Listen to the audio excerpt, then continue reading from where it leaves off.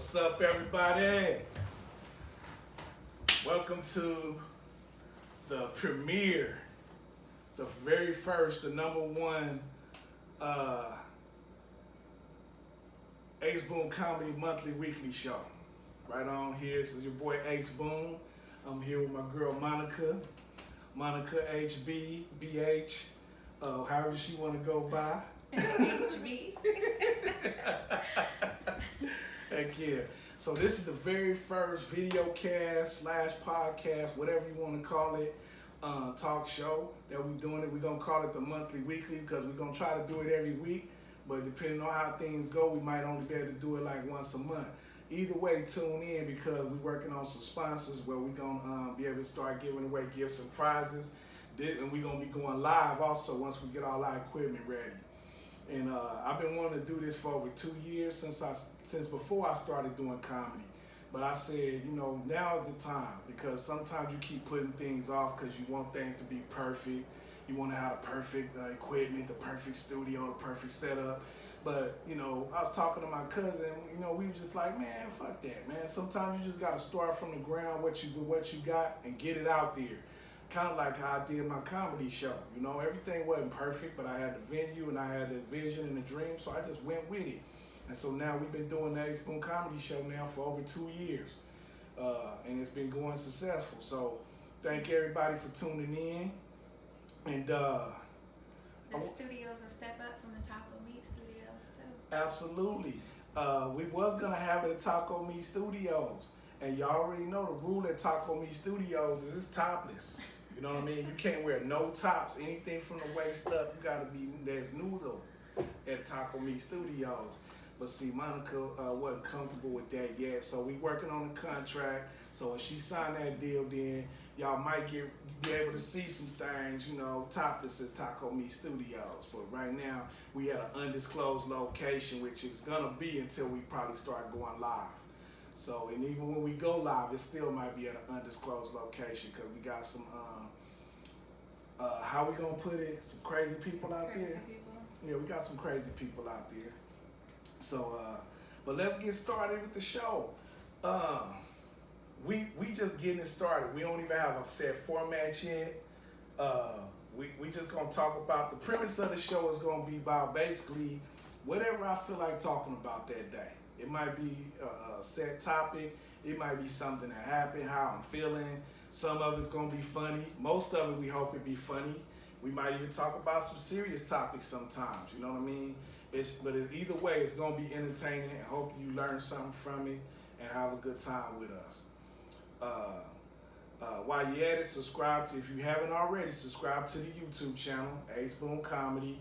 And let's get going. So I have several topics that I want to start off with, Monica, but before I get started, I want to ask you, how's your day? My day was good. It was good? Yeah. All right, what you get into today? Just working and taking care of my daughter and enjoying the day. That's what's up. She trying to act like she camera shy, y'all, but she ain't. You know what I mean? Just last night, I saw her beat 2 bras up over soda. No, I'm bullshit. I'm talking shit. One of the topics I had in mind, me and Monica was talking about a couple of weeks ago, we thought it'd be good, is basically we want to talk about how hard it is to be a comedian.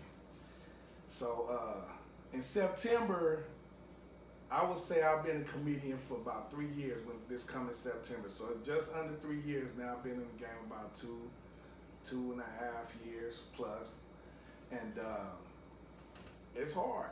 It ain't easy. It's fun, but some people think you just go up there and tell jokes and people laugh and everything is good, but it's a lot that goes into it.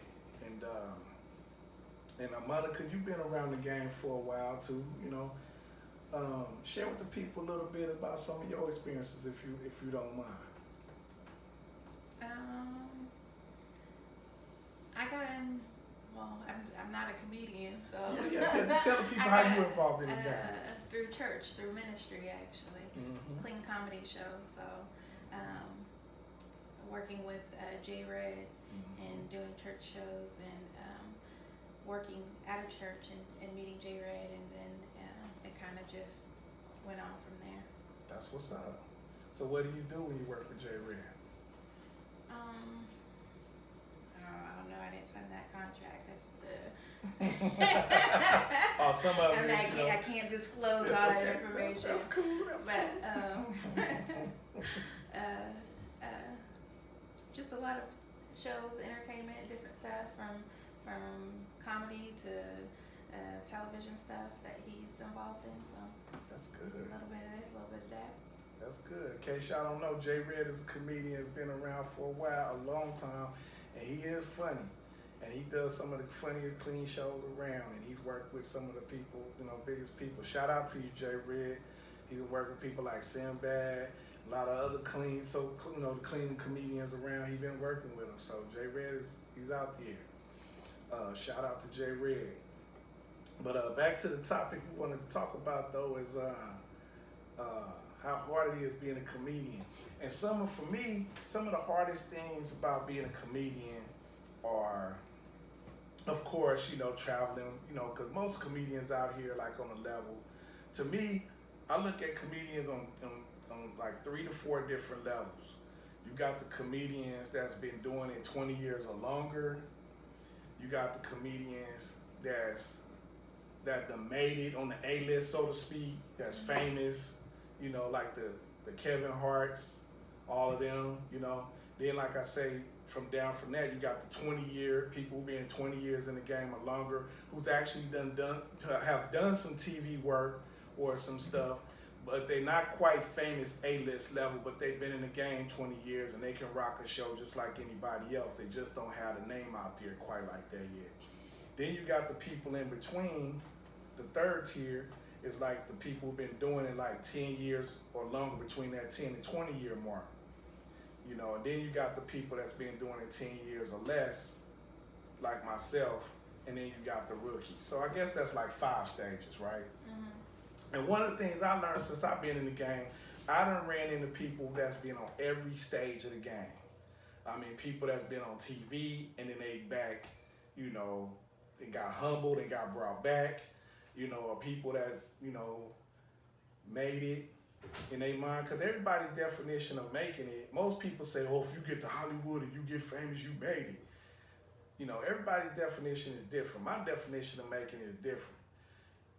In order to be successful making it anything, in my opinion, is when you control your own destiny and you're able to live and eat on your own terms. That's making it to me. So whether it's Hollywood, you can make it as a living, you mean? As a living, exactly. You live comfortably off of what you do on your own terms. You know what I mean? So basically, when you're in Hollywood, 9 times out of 10, you're on a contract with one of the big dogs, and they got you on. But like I was saying, basically, it's like those are the 5 tiers, in my opinion, about comedians. And everybody has their own opinion on what making it is, And that's my opinion. Basically, if you can control your own destiny and you're doing it on your own terms, that's making it. Some people think making it is Hollywood, being under contract, doing all these movies, woo. That's cool. You're making a lot of money, you're famous, and if that's your thing, that's your thing, But for me, I'm not really motivated by Hollywood, even though it'd be nice to get a movie. I ain't turning down no movie with Kevin Hart if he say, hey, Boon, come on over here. We got a part for you. We gonna have you be the bootleg tilapia salesman. Well, you think that goes hand in hand though, like being a comedian actor? Because some people it could just be stand up, but you see a lot of comedians turn actors, and not do stand up so much. Hey, like one of the examples of that is Eddie Murphy. He was in his prime doing Raw and fresh off Delirious and Raw. Then he was getting all those movies at the same time, and he started seeing that the movies was more easier money. He didn't have to travel to all them different cities and stuff, so he went that route. Yeah. And I remember listening to an interview with him. They was asking him why he won't go on stage. He was like, man, I can't go back on stage. He said, I'm too far gone from it now. And he started naming off different people like he's like, man, these brothers out here hungry. They'll tear me up. Yeah. And so he was like intimidated to come back, Eddie Murphy. which I think he's smart not to come back if he know he's not gonna be as good, because it'll destroy. He got a legacy that's like everybody look at him like he's the dude, you know, one of the dudes of all time. He left right here where I go back and then. Exactly. He didn't want to go back and mess that up, which I thought was smart. But one of the things I remember, you know, when I was studying comedy and watching, Richard Pryor was like, he stayed on the road all the time. And that's one of the things he always said, you have to stay on the road. 3 weeks before he died with MS, he was in a wheelchair in a club doing sit-down comedy. Wow. You know what I mean? So that's like legendary right there, you know?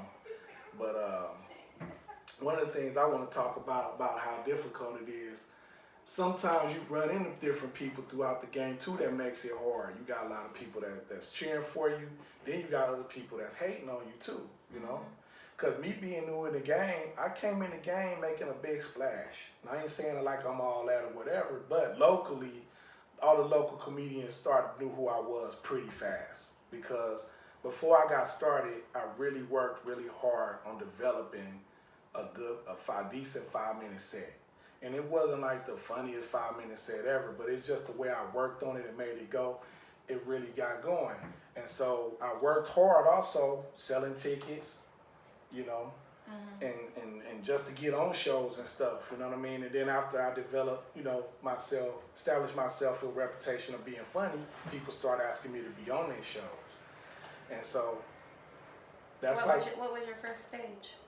My first stage was Jay Rich.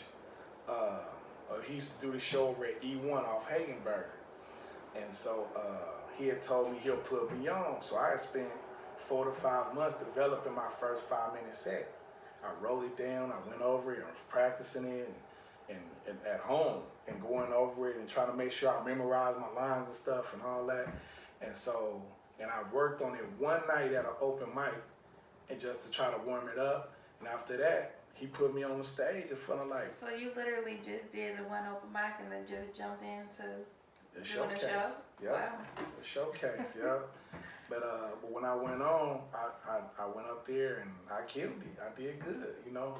And it was crazy because I wasn't used to like getting the light, you know, or whatever. You know how you get the light, you know, whatever. And I kept going, you know. So I never saw the light, exactly. I never saw Jay give me the light though. And so I was in the middle of telling this story and I had everybody rolling, right? And right in the middle of the set, the microphone started messing up. So I'm like, oh man, this mic tripping, woo woo. And so finally the mic just went completely dead. I'm like, what? And then Jay Rich started coming out. I was like, oh, that's my time, y'all. And I dropped the mic and everybody started dying laughing. They thought that was part of my set, but it wasn't. I just ran the light and I didn't know I ran the light. But it was funny, so everybody was like clapping and stuff. They thought that was good. So that was my very first showcase, you know, so. But you know, since then, you know, I've done a lot of growing and a lot of working, and I'm still growing, and will continue to grow. But it's just like, you know, you meet different personalities along the way, traveling around. I, you know, perform, you know, from Oakland, San Francisco, you know, Sacramento, Stockton, Hollywood, Dallas, Texas, Miami, Mexico, you know, different places you perform. You meet other comedians and everybody got different personalities. It's kind of like life, you know what I mean? And that's where the challenges start to come in. You start to meet different people and people like, I had people look at me like, oh, this dude, what he doing around here? He knew he ain't supposed to be here, you know what I mean? That kind of stuff, you know, and you know, hey, then you got people that like meet you and they cheer you on just because they like your spirit or what you about, you know? And it's just interesting. I've found since I've been in the game, all the different personalities, you know. And I'm sure you notice it too, working with Jay Red. You notice people with, you know, people happy all the time, or people come in with different agendas, different attitudes. Some people are, you know, motivated by the craft. Some people motivated by money and money only, you know. Some people motivated by time, you know. Habitual light runners, you know. So yeah, and I got to the point where I wasn't getting enough shows. People didn't want to put me on enough. So I said, I'm gonna start my own show. And that's what I did. You know, like after 6 months after that night, I started my own show that next April. Wow. And so here we go. It's been like, go over 2 years now since I started the show. Cause Jay Rich, by the way, shout out to Jay Rich. Jay Rich, one of the funniest dudes, if y'all don't know out there, one of the funniest dudes around. And not just in the Bay Area, but around. Mm-hmm. I'm telling you, the dude he's multi-talented, he's super flexible, he can host, he can headline, he can feature, he can do any spot you put him in on the show, he will kill it. But he's the one that kind of took me under his wing and started teaching me the game and stuff. And I started learning a lot of stuff from Jay and take a lot of stuff he taught me to apply it to my own business sense, and business acumen, And so look at that acumen. That's a cold ass word. Business what? Acumen. Man, I ain't used that word since I was 19. Business acumen. You know what I'm saying? But it's cool. But over the years, when you get your own show, then it's a lot of hard work that goes into it. That's not an easy thing to do. That's a lot of work. Mm-hmm. And you help produce shows and put together shows and coordinate shows and all that throughout the show and even after the show. Mm-hmm. People don't understand everything that goes into just putting on a show, organizing and getting it together, the lineups. People think you just say, oh yeah, let's all get some comedians together, let's just do a show, ha ha ha. No, it's way more work to it than that. It's more work than we're not gonna even go into. It's just some of the other challenges that we talk about, the topic being that it's not easy being a comedian. That's the topic. And one of the things I wanted to bring up, something I shared with Monica before, is that you get people, once I started my show, you get people coming at you in different ways.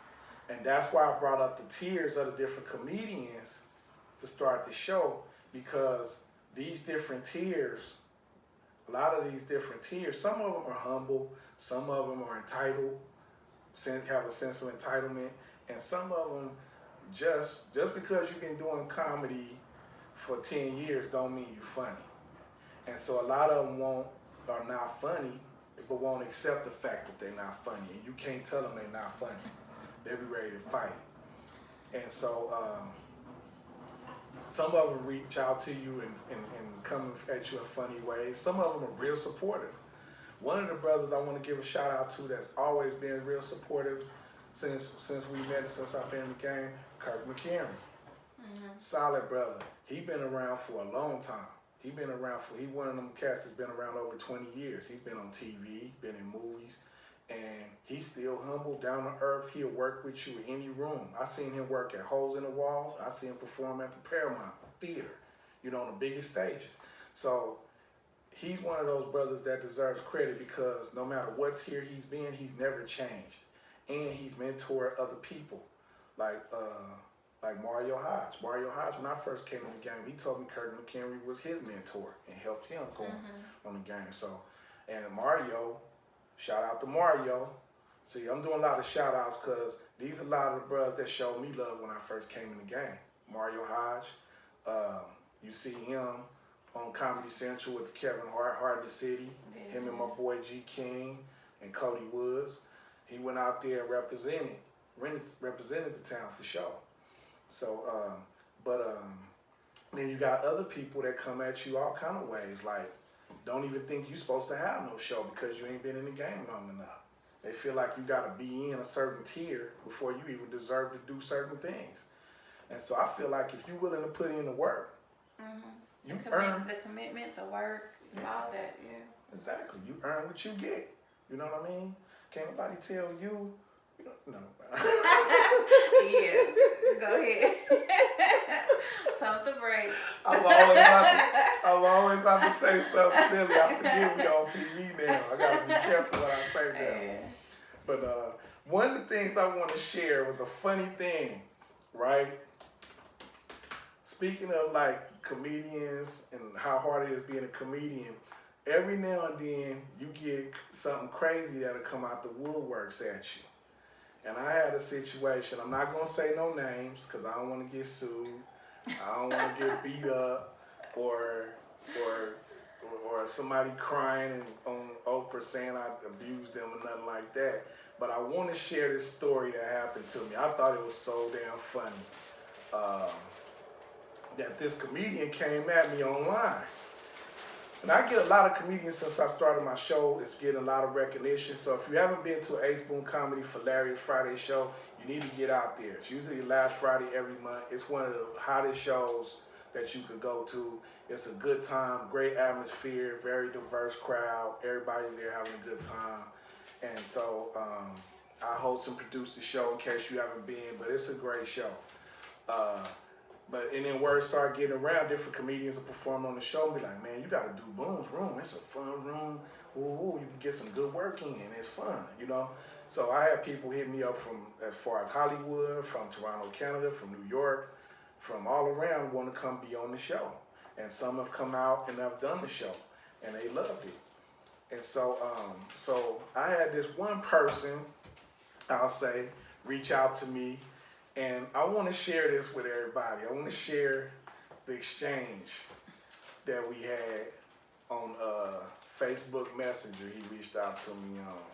I shouldn't even give him a gender because now that could leave up some things, but I don't care. Fuck it. We going to go in.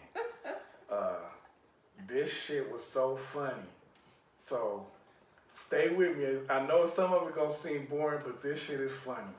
Say, basically, I accidentally tagged him on one of my shows because I send flyers and tag people in, but I was trying to tag this lady who has the same last name as him, and I accidentally tagged him. So he responded like, don't tag me in marketing your shows. I'm a comic, not a customer. Thanks. Right off the bat, that lets me know. Do that voice again. Don't tag me. Don't tag me in marketing for your shows. I'm a comic, not a customer. Thanks. So right there, I'm actually giving him a deeper voice than what he got. His voice is really like, but I'm just trying to help him out on this one, right? So I just responded, my bad. I didn't mean to tag you. I was trying to tag, my friend, blah, blah, blah. And then so later on, he hit me up. If you have any spots for me, let me know. So I'm like, okay, guess he was talking about the show. So I just said for sure, right? And then he responded again like, what was a day later, anything in June? So I just told him I'm booked 6 months out because my show is usually booked 6 months out. I said, but I'll try to definitely squeeze you in or something if you want to get on and do a guest spot or something, whatever. So I was trying to get him on for like a show in December because at the time he hit me, it was like earlier in the spring. So he said, I'm going to check with my wife, and if my wife ain't got me booked for nothing, blah, blah, blah, maybe Christmas. So I told him an amount, and told him, just come out and do like, 12 to 15 minutes or something, and I'll pay you this amount. And so he went into that, first he was like, no problem, we'll see what's up, woo, woo. So then he started asking all these questions, right? And then he said, I know you never seen my act, but I like to apply the headline if you don't have one already. I have headlined a few for a few years, and I have 40 plus minutes, basically is what he was saying. Now, usually I don't have somebody headline that I've never seen perform before because my show, I pride it on the fact of being a quality show with quality people, and the headliner definitely has to be on point. That's routine basically for a lot of people, right? Exactly. You always got to send your clip in. Or exactly. It's routine. You send a clip in or something and let people, if you want a headline, you got to, show something, right? So he's sending me all these references, right, of people, this person name who was with America's Got Talent, all these people who did all these shows, but he ain't saying what he did. So I thought that was funny. He said, I can't send you my whole 40 on tape, but I have an album on JoseWasTaken.com. Okay? So that was my niece just walked by the way. Give it up for a shout out to her. So said, JoseWasTaken.com. Then he said, it's on Pandora too. So I said, I'm going to check it out for sure. So a couple of days go by, and I try to check it out. It was like some paid stuff. I'm like, dude, I ain't finna pay to watch your clip. I'm a comedian, man. What you doing? You want to be on my show. You want me to pay? I'm a comic, not a customer. You know what I'm saying? Exactly. That's why I should have turned it back on him. I'm a comic, not a customer. You know. So then he said, he sent me a YouTube clip. He said, this isn't like my main set, but it's my set when I mess around with the crowd and do jokes, which is great to headline bars and on the road. Now he's sounding way too technical. Now I know he ain't a good headliner. He just let me know up front that he ain't ready for my show, right? Not like I say, I'm a humble dude. Anybody that knows me knows that I'm humble, but I'm also confident because I work hard at making my show a good show, you know? So now we continue. He started going in about all this stuff, right? Comedy clubs don't like as much crowd work in clips, but I can do mostly material too. But I noticed that bars and nightclubs, blah, blah, blah, blah, blah. So he's saying all this stuff. I'm just like, all right, dude, whatever. I'm like, that's super cool. Say my crowd usually responds better to material. I say, but you know, whatever you do to make them laugh, that's what it is. I say, it's an honest crowd, but lots of fun. Basically, my crowd ain't gonna laugh at you if you ain't funny. That's what I'm trying to tell them. They don't even laugh at me. And people come, they make, I have a running joke about it. Like, man, y'all be making me cry when I go home sometimes. I'm trying my new jokes and y'all don't laugh. Hey, but my crowd is real. And that's what I love about them. It's a diverse crowd. And we have people there from all ages, from 25 to 75. We have people that, you know, black, white, Latino, Asian, whatever. You know what I mean? We even had a green lady up in there one night, chilling. You know what I mean? Laughing her ass off. She had a, what was her color? Was her blue tongue or something? She was green with a blue tongue. It was Halloween, but I don't judge. You know what I mean? She was having a good time. So, he said, I'm going to skip down further because some of this shit was just hella funny. He was just basically talking about all this stuff, how much he usually get paid. I've been doing this for 10 years, man. And he was like,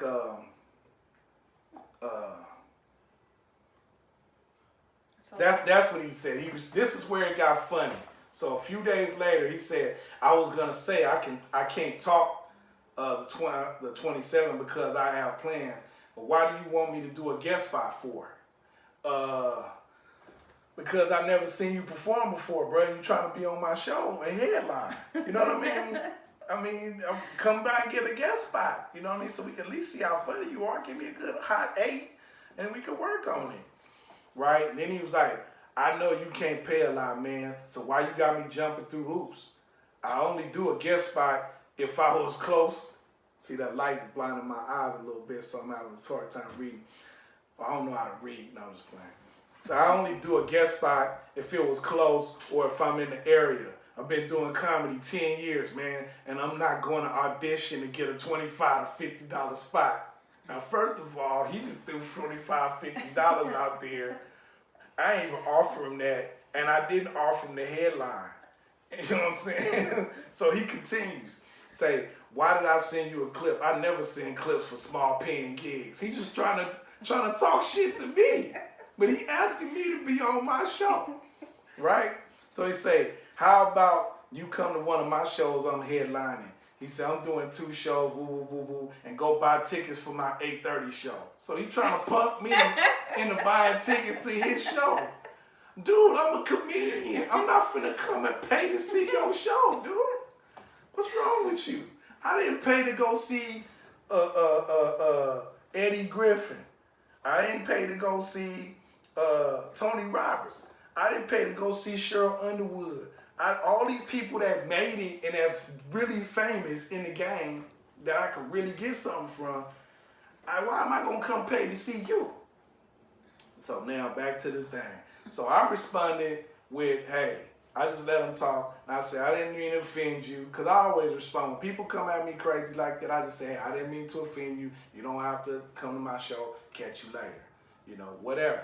But he just wouldn't let it go. So I said, I was just telling you, you're welcome to come through and fill out the room like some of the other people did. I had people come to my show, that's really legends. They come to do my show and come to check out the show. They ain't complaining about nothing. And so I just try to be professional. I said, I would love to work with you. Thanks for the offer. I said, but I won't be able to make it. Catch you another time. Much respect. Try to let it go. He would not let it go. He comes again. Mind you, he's messaging me all times of the day. 5 in the morning, midnight, tripping, right?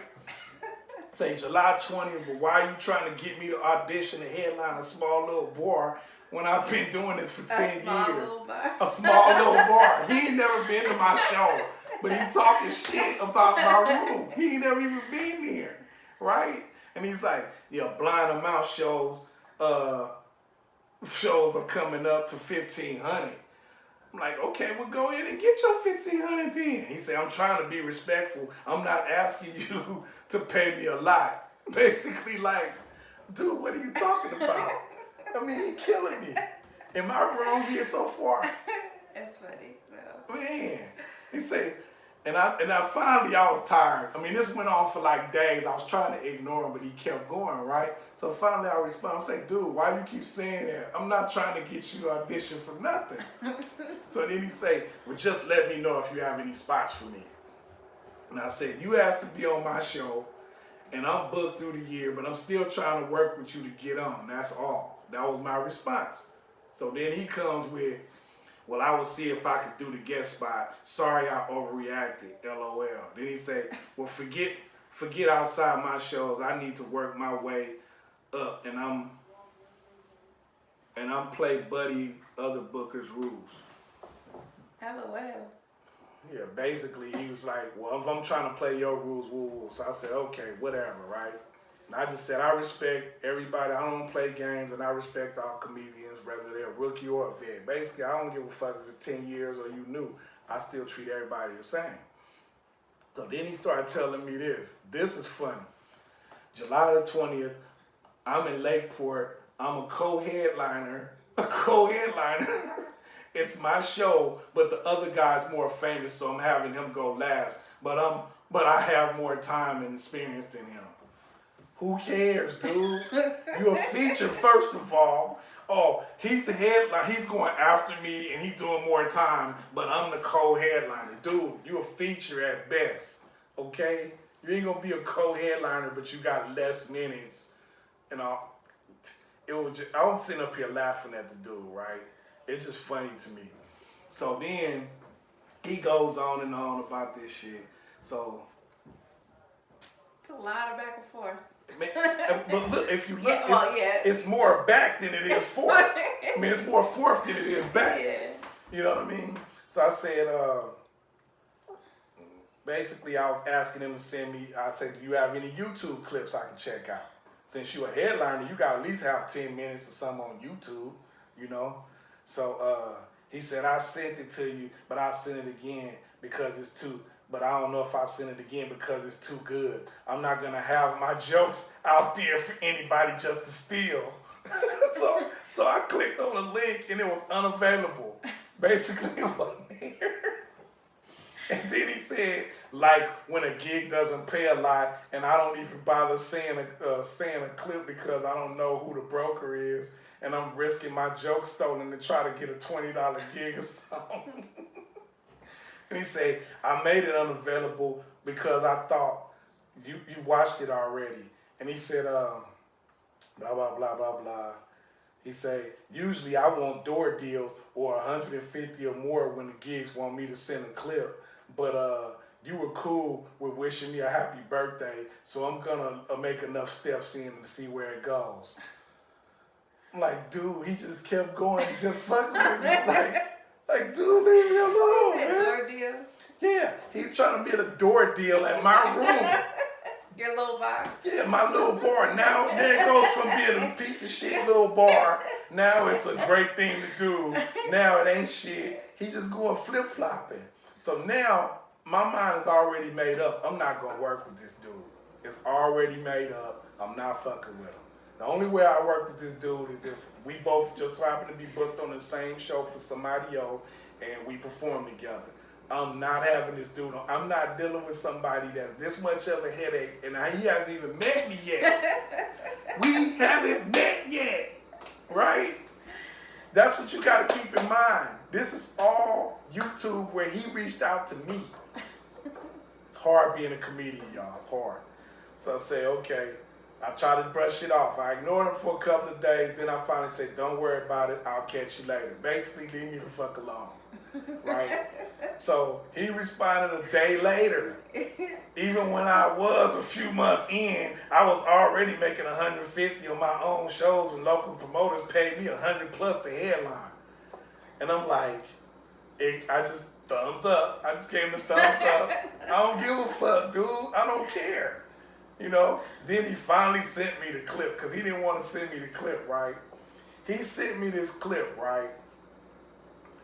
I swore I was about to see the next coming of Richard Pryor. I was about to see Fluffy a lot at his best. Carlos Mencia when he was hot.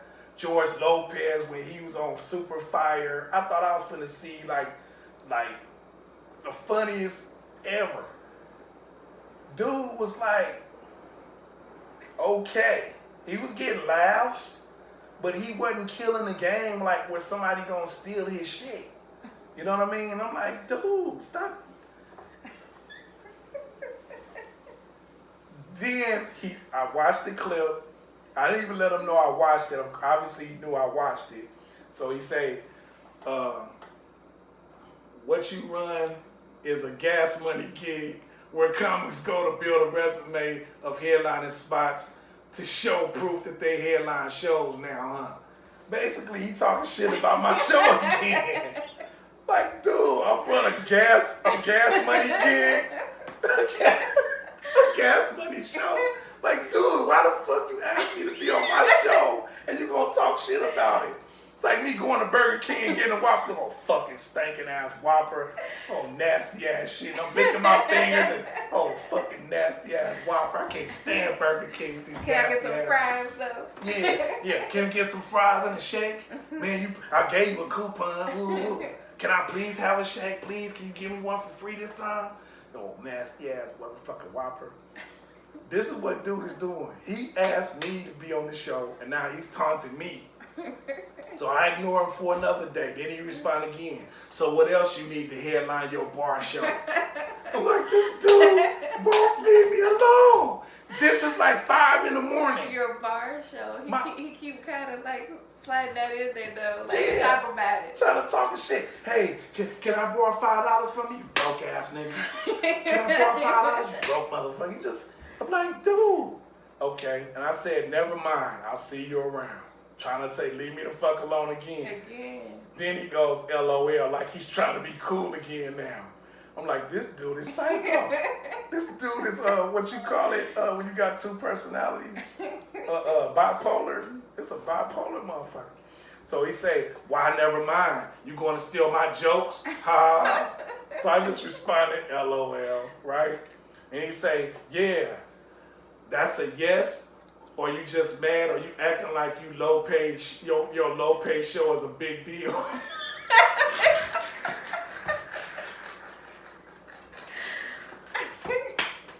I'm like, dude, why you hoorahing me, love? You asked me to be on my shit, he still hoorahing you. Mind you, this is like 4 p.m. The other one acting like my show is a big deal. This is 5:30 in the morning. This dude is up at 5:30 in the morning trying to taunt me after hitting me up at 6, 7 p.m. the day before. And I'm not responding, right? So then he responds, he sends me something else later on in the evening, the next day. Okay, man, I know you're still in jokes. It's good to know now. It's good to know you're a joke thief, basically what he's saying. So I didn't respond. So I'm thinking if I just finally leave this dude alone, he'll just shut the fuck up. Nothing doing, because 2 days later, mind you, I haven't responded in 4 days. Now, here he comes again. He sends me a clip of Pat Oswalt talking about Joke Thief is no laughing matter from HBO. So I look at the clip. I'm thinking he's sending me a clip with him on HBO. Maybe he was on Vice or something. It's Pat Oswalt talking about people who steal jokes. Now he calling me a joke thief. Like I want to steal your raggedy ass lettuce off your fucking dirty ass Whopper, bruh. So now I just responded, very interesting. Thanks for sharing. Don't ever perform in Hollywood. They will steal your jokes for sure. That's what I responded to him. Obviously, he ain't been to Hollywood, and if he did, nobody stole his shit. Trust me. He responded though. So you steal jokes though. That's why I'm sending you these clips. So in your little bar, you up there stealing jokes. My little punk ass bar show, and I'm stealing jokes. So I just responded, hilarious. Then he sent me another clip with Sway and Talent talking about comedians steal jokes on Sway in the morning. So he's sending me all these joke thief clips now. And There's so, a lot. yeah, he just sending me hella joke thief clips. So finally, I just didn't respond no more. And after 6 days, he finally faded off, and I didn't hear from him no more. But this is shit that you have to deal with as a comedian coming from another so-called comedian 10 years in the game. He's in that third tier we was talking about. So now he feel like because he's been around the game for 10 years that he deserves some type of automatic respect to just walk in and headline shows and all that shit sight unseen. But that's not how the game goes. But I just thought I'd share that just to give y'all a glimpse of what we have to deal with. What's going on in your DM? Exactly. I mean, damn. I'm like, I'd much rather have a lady that used to send the titties than this dude with this shit. Man, and I got tired of seeing that shit. But I just thought it was hella funny, and I had to share it with y'all. And me and Monica, I shared it with Monica first. We were in tears laughing at this shit. Cause it's just funny. If you're in the game and you know how ridiculous all of this sounds, it's like you going into Burger King, like I said earlier, begging them to give you a Whopper, but then they offer to give you a Whopper, then you talk shit about the Whopper after you buy a Whopper and you eating the Whopper. Why you go to Burger King and talk shit about their Whopper if you want to eat one? It don't make sense. Did I go too far with that one? That was too far, huh? Right on.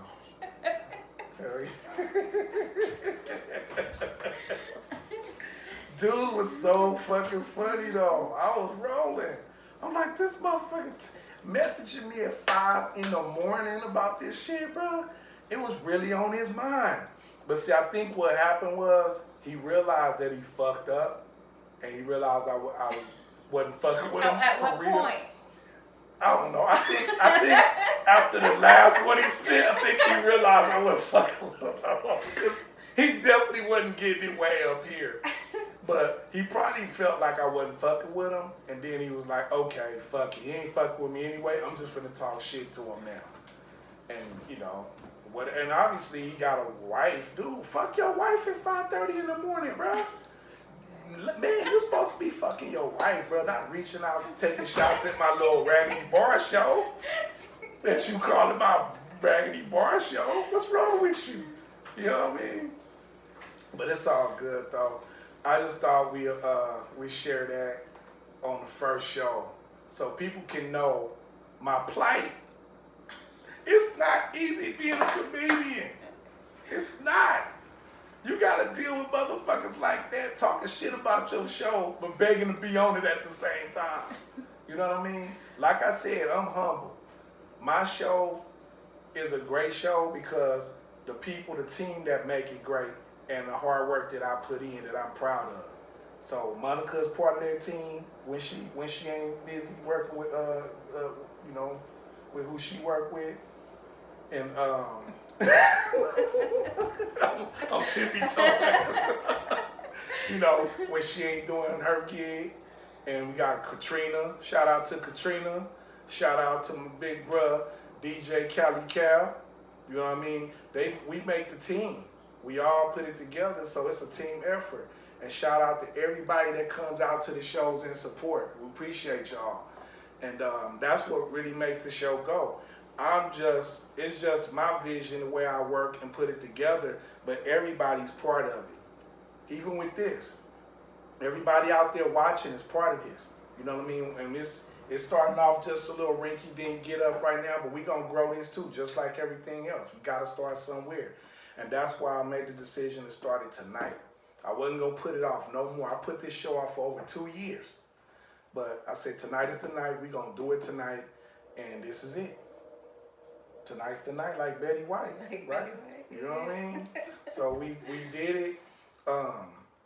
You have something you want to add to it, Monica? No, sir. No? You ready to wrap it up? Unless you have something else to talk about.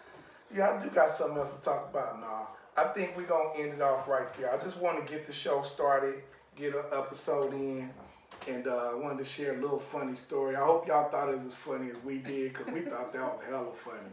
It's like, dude, you begging to be on the show, but you come talking shit about it at the same time. And ladies out there, I know y'all experienced this. You walking past, you already know where I'm going with this, right? You walking past, and the dude looking at you like, ooh, she hella fine. What's up, girl? Ooh. That's exactly what he did to you. You know what I'm saying? Be like, I'm not interested. No, thank you. And then, but I ain't even giving him the not interested. And he be like, oh, fuck you then, bitch.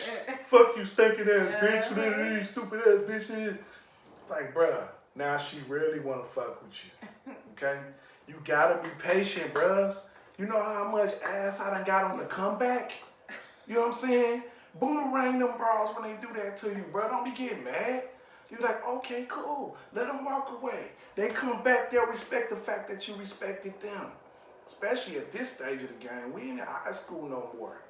You know, at least some of us ain't. I just got my GED, but you know, that's different. But for real though, respect. When the ladies turn you down, respect. You know what I mean? It's good. You know what I mean? You can see the bullet holes on me. You can see them. I done got shot down hella times, but that, you know, that shit heals up. It's good. You know what I mean?